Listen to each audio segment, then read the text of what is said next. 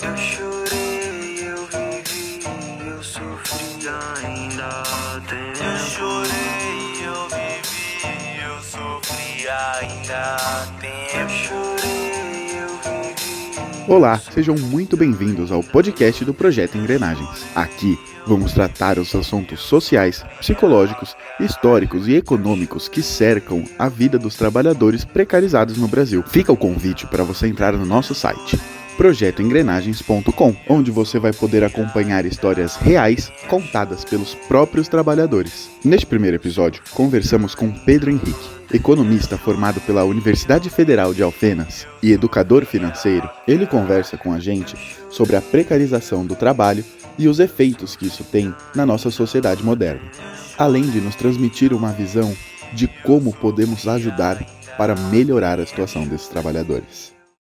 Bom dia, sejam todos muito bem-vindos ao primeiro episódio do nosso podcast. Bom dia, tudo bem? Um prazer aí poder colaborar, né, com esse tipo de trabalho. Para começar o programa, eu gostaria de perguntar para você quais são as principais questões sobre essa precarização do trabalho que lidamos atualmente. Para começar, a questão financeira, eu acho que é bem impactante. Quando a gente fala sobre salário mínimo, atualização de salário, inflação, são coisas que estão totalmente relacionadas, né? O nosso poder de compra no final disso. Então, se a gente manteve o nosso salário estagnado aí durante 5, 6 anos e a inflação subiu aí consideravelmente nesses últimos anos, o que aconteceu é que a gente teve perda de poder de compra. E essa inflação medida, geralmente, ela é uma média de vários produtos. Quando a gente pega os produtos de subsistência, que são aqueles de alimentação, transporte, limpeza no geral, isso faz com que essa inflação seja maior ainda. E esse impacto para quem recebe menos acaba sendo muito maior, muito mais grave do que quem recebe mais. À medida como fui trabalhando, né, adquirindo experiência nesse ramo de educação financeira, eu pude ver que quem ganha mais geralmente tem mais facilidade para lidar com essas questões, porque ele tem um acesso a crédito maior, ele tem ali a possibilidade de restringir o seu consumo com maior facilidade, ele consegue se reorganizar de modo geral no tempo e no espaço com muito mais ferramental aí, vamos dizer, né, do que a pessoa que está limitada aí ao seu salário. E aí, qual que é a alternativa que essa pessoa tem? Uma receita extra. E aí a gente vê as opções hoje, a questão da uberização, da terceirização, né? Pessoas que ela não tem os seus direitos ali, direitos que foi conquistado através de briga, de luta, né? E aí hoje a gente vê o quê? As pessoas tendo que abrir mão dos seus direitos em relação ao trabalho, para conseguir uma renda extra, ou quem sabe a renda principal, né? Esse movimento que a gente vê de desemprego, ele afeta também a questão, né, psicológica da pessoa que está empregada. Então a pessoa que está hoje empregada, ela olha e fala assim, bom, se eu reivindicar o meu salário, pode ser que eu seja mandado embora. E aí, nesse contexto, o que acontece? Tem uma fila de pessoas esperando com que isso aconteça para ela ocupar meu lugar, dispostas a ganhar menos, porque essas pessoas, na verdade, o que elas estão procurando é algo para subsistência, né? Então, o contexto de trabalho ali é um pouco complicado e desesperançoso, né, de certa forma, para quem está na parte de baixo aí, né? Então, a parte base da pirâmide paga mais do que a parte de cima. Uma desigualdade social imensa mesmo. E para você, qual é o impacto social dessa precarização na nossa atual sociedade? Eu acho que é o desdobramento, é um ciclo vicioso. Enquanto mais a gente amplia essa desigualdade, esses problemas meio que se retroalimentam. Então, vou dar um exemplo aí, questão da Cracolândia, né? Tem pessoas ali que, ela, por algum tipo de problema pessoal, familiar, que seja, ou até mesmo profissional, acabam entrando numa via aí eu falo assim, uma rua sem saída, né? Porque quando uma pessoa entra no caminho das drogas, a química fala mais alto. Então, se a gente pensar por esse aspecto, a violência é um ponto específico. Só que violência gera violência. As pessoas que estão sendo afetadas por essa violência gerando mais violência, e isso aumentando esse ciclo, né? Essa questão também da precarização do trabalho como um todo afeta a saúde mental das famílias, né? Antes, não que isso seja certo ou errado, tá? Mas antes a gente tinha um contato familiar, pelo menos com a nossa mãe, um pouco maior. Com a abertura, né, e a questão da mulher sendo inserida no mercado de trabalho, além da desigualdade salarial, o que a gente vê? Que tanto o homem quanto a mulher estão lá trabalhando para gerar um salário para pagar a escola da filha, né, do filho, e isso gera uma falta de contato familiar. Os pais não estão presentes na criação daquela criança, que futuramente vai ter algum impacto negativo por não estar ali sendo acompanhada na escola, não está sendo acompanhada indo aos parques, está sendo exposta aí a outras coisas. Então a gente está num ritmo acelerado, né, isso aí eu sinto mesmo, né, que as pessoas estão ali, aquela expressão que é chula, mas infelizmente é real, né, vendendo almoço para comprar janta, sem tempo para famílias, e as decisões, né, as pessoas quando elas chegam nesse nível de precarização, no sentido de trabalhar muito e não ter condições materiais para o ócio, para o lazer, para o entretenimento de modo geral, até para a educação mesmo. O que causa isso, no meu ver, né? Decisões menos inteligentes. Então, em vez da pessoa se organizar para sair daquela situação, ela vai afetar nisso como? Consumo desenfreado, né? E isso não é uma decisão inteligente, não é uma decisão que a pessoa está tomando por si própria, ela está, de certo modo, confusa em alguns aspectos. E como, assim, as medidas que você acha que a gente pode melhorar isso? Nossa, assim, muita coisa mesmo, que até um tempo atrás eu estava bem desesperançoso, para ser sincero com vocês, mas ultimamente, com esse avanço tão rápido da tecnologia, eu acredito que se colocarem pessoas que queiram resolver esse problema, hoje a gente tem condição. Se a gente pensar aí, há 30 anos atrás, a gente não tinha modelo matemático, estatístico, a gente não tinha dado avançado para tratar com essas questões e esses impactos. Então o pessoal tinha medo de aumentar imposto e gerar problema, diminuir imposto e gerar problema. Hoje a gente consegue fazer isso medindo antes que isso aconteça, para verificar o impacto disso no futuro. Para melhorar, alguns aspectos têm que ser considerados, né? Uma é que a gente tem um desemprego alto e isso gera aquilo que eu comentei sobre o estoque de mão de obra.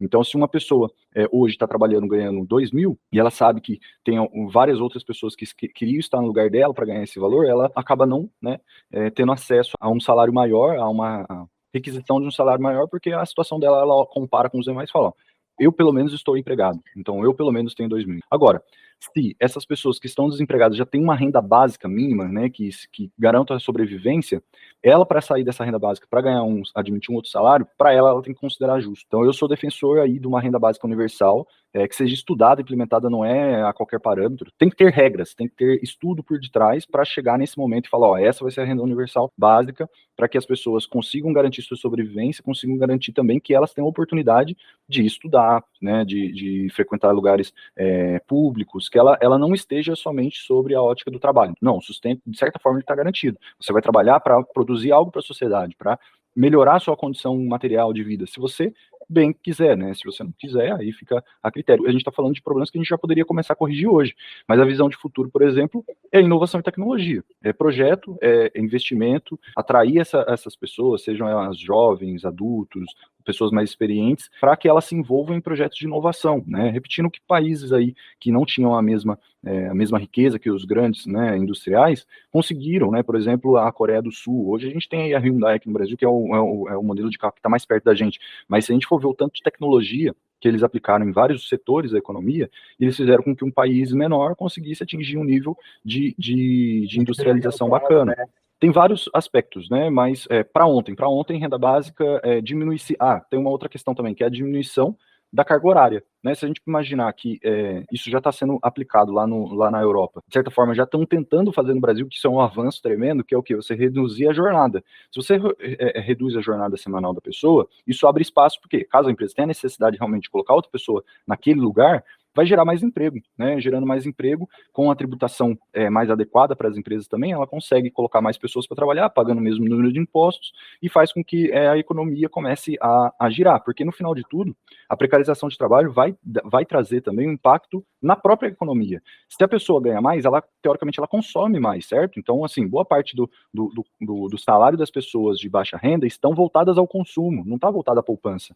Então, ela vai retornar esse dinheiro para a economia, isso vai retomar em impostos, isso vai alimentar aquele giro que eu comentei, né? Por isso que eu tô comentando, às vezes a gente está olhando para um recorte em que pessoas ali, né, classe média alta e ricos, elas ficam nesse ciclo, né? Então, os filhos da pessoa que tem muito dinheiro, elas se tornam médico, engenheiro, advogado, porque a gente, né, já vem pré-moldado, o advogado, ele tá indo no restaurante mais caro porque ele estudou, mas só que ele teve a oportunidade de estudar, enquanto, né, nossos pais, nossos avós não tiveram nem essa oportunidade, talvez, de estudar. Quando eu falo que a gente tem que, de certa forma, essa questão, reduzir a precariedade, mexendo em renda básica, tributos, essas coisas, não é para tirar da pessoa que, né, estudou, que trabalhou, tal, não é isso, né? É que a gente tem que redistribuir, é diferente, né? Não, às vezes o pessoal fala assim, mas você então está querendo que o médico ganhe menos, o que o advogado ganhe menos? Não, se ele produziu aquilo lá, né, através do seu esforço e dos seus estudos e tal, ok, o que a gente está falando aqui é de um contexto totalmente diferente. Uma pessoa que está lá, o bilionário, é bem diferente do trabalhador, que também é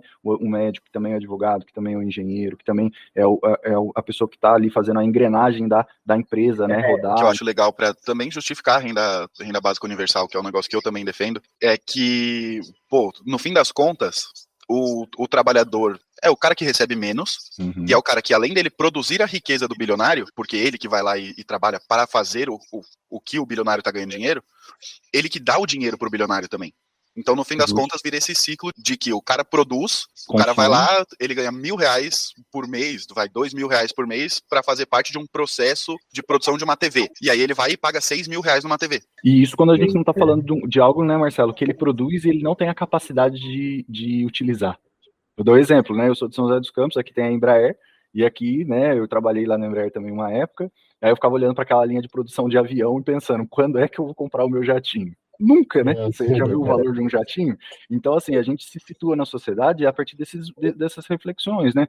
Pô, eu produzo algo e eu não vou consumir esse algo. Talvez eu ande de avião aí, né? De uma viagem comercial, um voo comercial. Agora, uma escalada em que eu vou ter o meu próprio jatinho particular. Então, a sociedade nossa hoje é essa. Tem pessoas que têm jatinho particular, tem pessoas que produzem um jatinho particular dessa pessoa e não vai estar nem perto de consumir. Mas, no final das contas, a grande maioria das vezes, acontece isso que você falou. A pessoa produz a riqueza através do lucro e, ao mesmo tempo que fica com ela, vai para o consumo desse produto, né? É o que você falou, uma TV de R$6.000. Então, tem alguns outros aspectos que colaboram não só para a questão do trabalho, né? Mas para essa questão socioeconômica hoje, que é a questão do consumo, né? O consumismo de modo geral, a questão do status, né? De você ter bens materiais para se ter aquela sensação de pertencimento a um grupo específico, né? Tem algumas coisas desse tipo que reafirmam, né, a necessidade da pessoa continuar trabalhando. Se admite muito a lógica, né, atual, né, de que o meu esforço que vai garantir com que eu tenha um sucesso, né? Isso, infelizmente, tá impregnado aí, né, com a galera, né? É aquela velha teoria de que se você se esforçar, você é capaz de tudo. Mas no fim das contas, não é, cara. Não é, pô.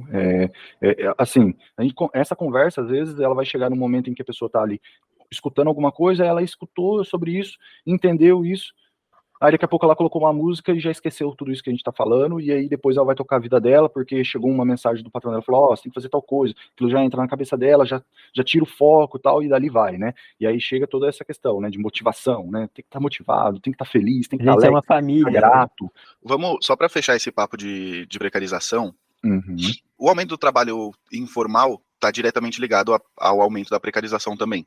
Se existe alguma maneira de tirar algo positivo disso. Vamos imaginar o seguinte, uma pessoa que está trabalhando de Uber hoje, ela tem ali os dados dela no aplicativo e o quanto que ela trabalhou. Isso é uma fonte de informação que pode ser utilizada para ajudar nesse contexto de precarização. Eu acho que o lado positivo disso é só isso, né? Que ele está gerando informação, né, utilizando tecnologia que pode ser utilizada aí pelo governo, pelas políticas públicas, de falar, ó, tá vendo? O Pedro trabalhou nos últimos 2 anos como Uber X horas por dia. Então, para a gente recalcular o quanto que ele deveria ganhar e quanto ele deveria trabalhar, quanto ele está exposto ao risco, diminuir a carga horária dele, aumentar o salário dele de certa forma. Então, assim, antes tudo isso que eu estou comentando não era inviável. Imagina você ter uma pessoa que vai calcular tudo isso. Hoje não precisa ter uma pessoa que vai calcular isso. A inteligência artificial consegue isso. Então, basicamente, isso acontece tanto dentro do Uber, que é o aplicativo que eu estou comentando, mas a partir do momento que isso cria registro, isso é bom. Agora, tem coisas que não criam registro, né? O trabalho informal, a gente está falando também do pessoal que é o camelô. A gente está falando do pessoal que faz serviços, né? Serviços que não estão sendo medidos. Então, a gente não sabe quanto tempo ele está gastando, quanto que ele está ganhando exatamente. Isso acentua o quê? A necessidade de mais emprego, na verdade, não é de só mais emprego, é de mais emprego de qualidade, né?